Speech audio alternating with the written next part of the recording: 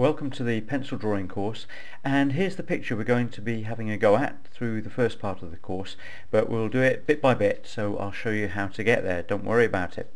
The first thing we need to do is to make a colour chart with our pencils. So open your box and take out the first colour on the box and then rub some of it down on some paper. You can do it quite hard. Take out the next one and again make a colour swatch of this, just rubbing down very hard with the pencil. Get as much pigment down on paper as you can just below the first one. We're going to build up a line of colours that follow the colours that are in the tin. So work your way right through the tin, pencil by pencil. Don't pick them all out at once, just take one out at a time, put it back where it belongs and put them down on the paper.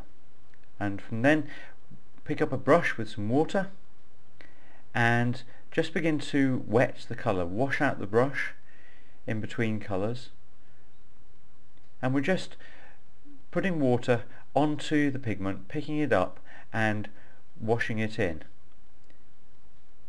In between each one we need to wash out our brush just to keep it very clean, and pick up the next one and brush right across.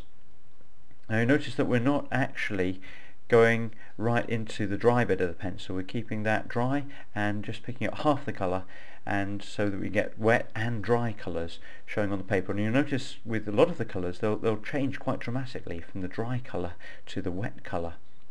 But you want to be able to work on right the way down the column of colours that you've got there. And when you've done that, write on the names and the numbers of the pencils so that you're really sure which one's which. And at the end you should end up with a colour swatch that looks like this. It should be following the colours that are in the tin in the right order, and it just means it's very easy then to see which pencil is which, because you'll find that they actually change colour quite a bit. The colour that's on the end of the pencil looks quite different sometimes when it's had water added to it. And so this colour swatch is invaluable when you come to paint. It's the first thing you need to do, and we need to keep it there.